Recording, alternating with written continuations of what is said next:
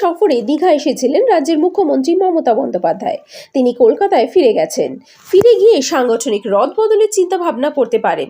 সম্ভবত পূর্ব মেদিনীপুর জেলার সাংগঠনিক নিয়ে প্রথম তিনি ভাবতে পারেন। পূর্ব মেদিনীপুর জেলার সাংগঠনিক দুর্বল বলে প্রথম রাজ্যের মুখ্যমন্ত্রী হস্তক্ষেপ করতে পারেন।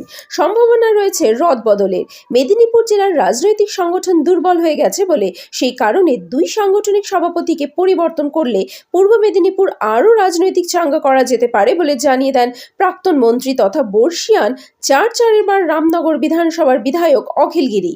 পূর্ব মেদিনীপুর থেকে অংশুমানের রিপোর্ট। আপনারা দেখছেন নিউজ ভারত 24 আওয়ার্স।